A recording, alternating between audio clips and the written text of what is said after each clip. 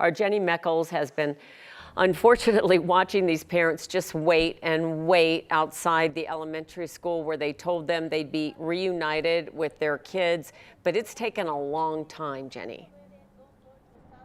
Yes, if my colleagues who are covering the actual location of this crime scene are dealing with the chaos of a crime scene, this reunification center is more of a chaos of emotion. You have hundreds and hundreds of parents who flooded this elementary school in the district, Bergen Meadow Elementary. I'm told it's not even an actual school that's open right now. It's just basically a building where they're doing this reunification.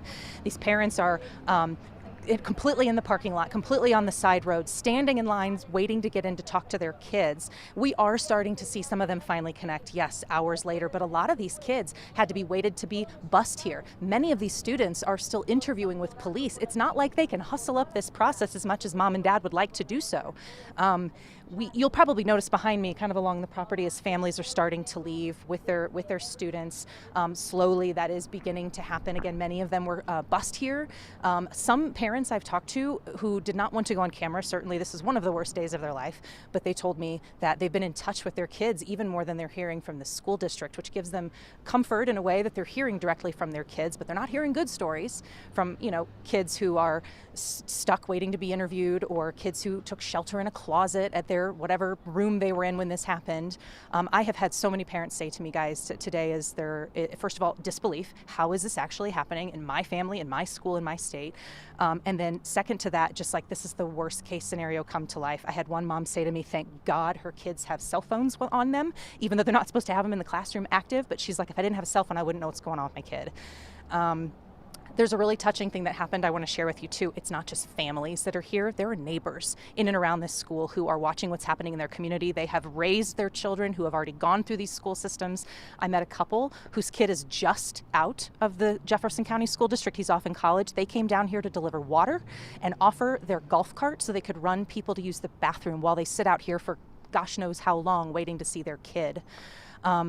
I can tell you, when I talk about just the chaotic environment, I have seen very upset parents. I've seen very sad parents. I've seen parents running. I have seen people hugging their kids as they're leaving. Anything you can imagine it would be today. That's what it is today.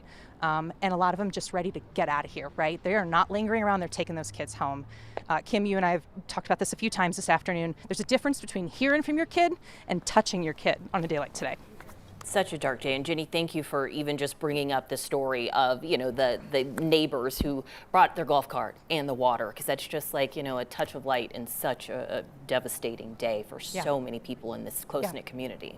And Jenny, you talked about the ones that just graduated from that area in that school. I think it's important to note that we should never ever paint one school by one situation, because these are great schools. It's the most important decision a parent makes is, what school am I going to put my child in? Because you're like, I want them to get the best education. I want them to feel embraced. I want them to feel like they're going to come out there being their own person. And you want them to be safe. And these schools work so hard to do that. Our educators do that every day. Think about what Jenny just said about cell phones. There's not a parent alive that hasn't doubted, why am I giving a cell phone to my kid? But there also isn't a parent alive who hasn't thought about, but what if they need that? What if they need that cell phone? That's the big debate right now about cell phones in classrooms, because that's the first thing a parent says is, I want to reach you, but you also don't want them distracted. It's a fine line.